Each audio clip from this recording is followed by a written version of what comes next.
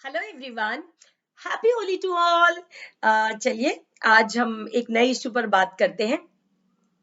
Friends, मैं अपनी career में, अपनी लाइफ में बहुत लंबे टाइम तक टीचिंग प्रोफेशन में रही हूँ। और इस टीचिंग प्रोफेशन में रहने के कारण बहुत सारे बच्चे मेरे से एसोसिएटेड रहे हैं, कनेक्टेड रहे हैं। और इस कनेक्शन के कारण उनमें एक करेज आता था और वो अपनी इमोशनल पर्सनल प्रॉब्लम्स मेरे से शेयर भी करते थे।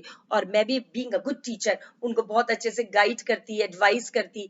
और वो भी बीइंग अ गुड स्टूडेंट मेरी बात को एक्सेप्ट करते, अंडरस्टैंड करते और फॉलो करते। बहुत सारे बच्चों के अपने प्रॉब्लम्स रिजॉल्व भी होते। लेकिन आज जब बहुत सारे बच्चे मेरे इस वीडियो को देख रहे होंगे तो मैं उन सबके सामने ऑनेस्टली कन्फेस करना चाहती हूँ कि उस टाइम आप सबको समझाते समय भी मेरे भी बैक ऑफ द माइंड एक छोटा सा डाउट रहता था कि ये बच्चा ठीक ही तो कह रहा है, क्या हो गया? इसके पेरेंट्स की गलत तो बात है ना, इसके फ्रेंड्स इसको अंडरस्टैंड क्यों नहीं करते? इसको बॉडी शेमिंग फील होती है तो हो सकती है ना। लेकिन जिंदगी आगे बढ़ी, पीएचडी की, बहुत सारे काउंसलिंग कोर्स किए और लोगों को जाना, लोगों को समझा। लेकिन असलियत में जिंदगी मुझे समझ में आई जब कॉन्शियसली रुक कर खुद को जाना, खुद को समझा, खुद को एक्सेप्ट किया। तब एक्चुअली में समझ में आया कि हम ये सब कुछ हमारे अंदर चलने वाला एक साइकोलॉजिकल ड्रामा है। आज जब जिंदगी इतनी आगे बढ़ गई और मैं एक सर्टिफाइड काउंसलर की तरह कोई केस डील करती हूँ, और जब एक इंसान आकर और विद ऑल जस्टिफिकेशन मुझे अपनी प्रॉब्लम शेयर करते हैं और मुझे कन्विंस कर रहे होते हैं कि सामने वाले गलत हैं, लोग गलत हैं, लोग गलत सोचते हैं, मैं तो करेक्ट हूँ, तो मेरे में जो उस टाइम डाउट आते थे, अब वो डाउट नहीं, बल्कि सामने वाली चेयर पे बैठे हुए इंसान के लिए मेरे में एक कंपैशन आता है। और मुझे समझ में आता है कि ये भी उसी साइकोलॉजिकल ड्रामा में ट्रैप हो गया है। फ्रेंड्स, जहां मैं कह रही हूँ कि एक साइकोलॉजिकल ड्रामा, तो डेफिनेटली ये साइकोलॉजिकल ड्रामा है तो एक स्क्रिप्ट होगी ही होगी। और अगर कोई स्क्रिप्ट है तो इसका कोई ना कोई स्क्रिप्ट राइटर है, कोई ना कोई डायरेक्टर है। और हमारे साइकोलॉजिकल ड्रामा की जो स्क्रिप्ट लिखी है, जो हमको जो डायरेक्ट कर रहे हैं, वो होते हैं हमारे पेरेंट्स, हमारी फैमिली, हमारा कल्चर, हमारा ट्रेडिशन।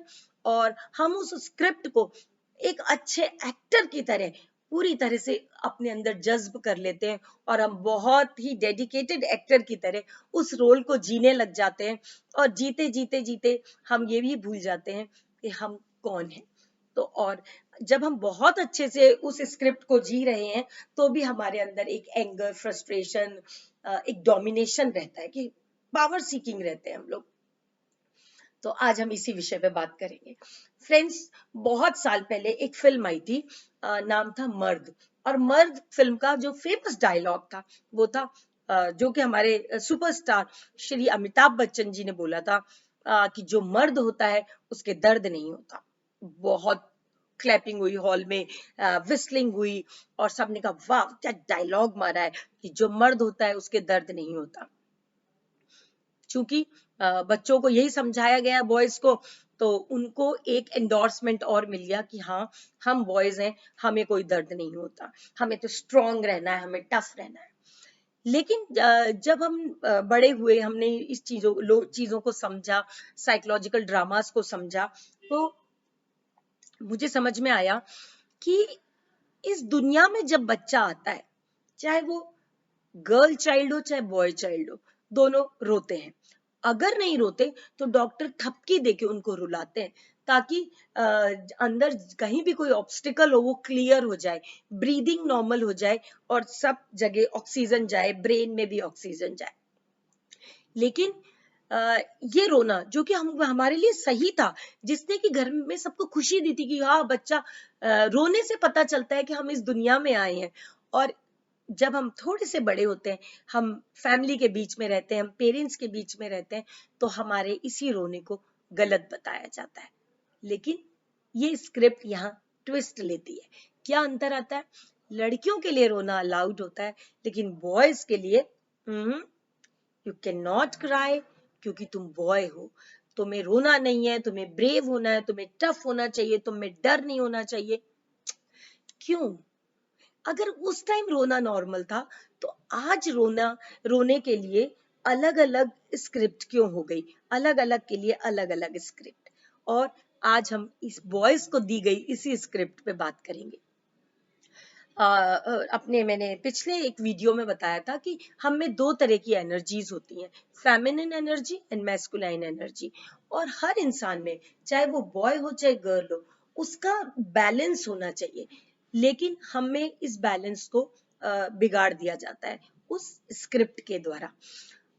लड़के जो होते हैं उनको ये कहा जाता है कि तुम्हें किसी से डरना नहीं है, तुम्हें सैड नहीं होना चाहिए, क्योंकि तुम्हें प्रोटेक्टर बनना है, तुम्हें अपनी फैमिली को चलाना है। और ये लड़कियों को बताया जाता है तुम्हें सबमिसिव होना है, तुम्हें मीक होना चाहिए, तुम्हें डोसाइल होना चाहिए, ये लड़कियों को बताया जाता है। जब लड़कों के उस फियर, उस सैडनेस, उस पेन को सप्रेस किया जाता है, तो वो जो मैस्कुलाइन एनर्जी थी, जो कि उनमें एक लीडरशिप लाती है, असर्टिवनेस लाती है, decision making authority, decision making एक लाता है, जस्टिफिकेशन लाता है, वो चेंज हो जाता है। क्योंकि उनको मैस्कुलाइन एनर्जी को सप्रेस किया गया है, उनकी फेमिनिन एनर्जी और मैस्कुलाइन एनर्जी दोनों को सप्रेस किया गया है और उनको एक स्क्रिप्ट दी गई है। और अब उनमें स्टार्ट होता है डोमिनेशन, उनमें अग्रेशन आता है और उनके अग्रेशन को भी पूरी तरह से जस्टिफाई किया जाता है। हमारे यहाँ तो माना जाता है कि aggression is normal and desirable for man. अगर तुम में अग्रेशन नहीं है, तुम फाइट नहीं कर पाए, इसका मतलब तुम कमजोर हो, तुमने क्या चूड़ियां पहन रखी हैं। और ये चीज उनमें एंगर को बढ़ाता है, अग्रेशन को बढ़ाता है, क्योंकि उन्हें यही मालूम है कि अग्रेशन इज नॉर्मल। और क्यों? क्योंकि तुम लड़के हो। और ये जो लड़के हैं, ये जो बात उनके दिमाग में बिठाई जाती है, जो उनको एक उनके रोल को डिफाइन कर दिया जाता है, वही उनमें लाता है डोमिनेशन, एक पावर सीकिंग बिहेवियर। जब भी एडोलेसेंट बॉयज को आप देखिए, जब भी उनकी मैस्कुलिनिटी को लगता है कि थ्रेटन होने लगती है, तो वो पावर सीकिंग बिहेवियर दिखाते हैं, वो बुलिंग करते हैं, वो फिजिकल असॉल्ट करते हैं, वर्बली अब्यूसिव लैंग्वेज बोलते हैं। ये सब वो नहीं बोलना चाहते। मुझे नहीं लगता कि एक नॉर्मल मैन डोमिनेशन करना चाहता है, लेकिन उनको पता ही नहीं चलता कि वो एक्चुअली डोमिनेट नहीं कर रहे हैं।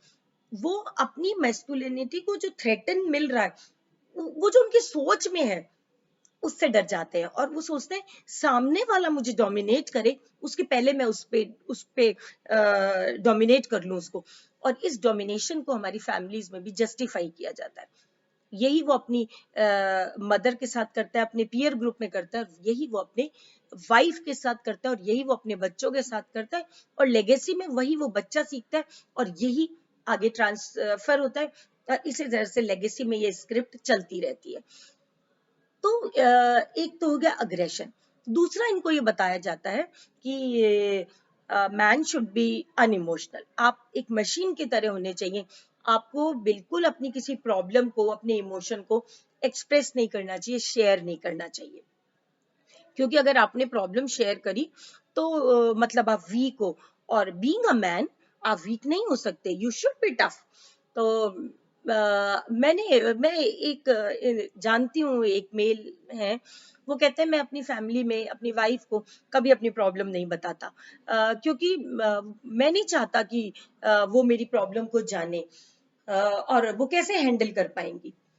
तो उनका मानना है कि क्योंकि लड़े औरतें तो इमोशनल होती हैं, तो उनको प्रॉब्लम्स नहीं बतानी चाहिए, और बता दी तो वो मुझे वीक मानेगी, और अगर वो मुझे वीक मानेगी तो किस पे डिपेंड करेगी, क्योंकि फीमेल्स को तो डिपेंड होना चाहिए।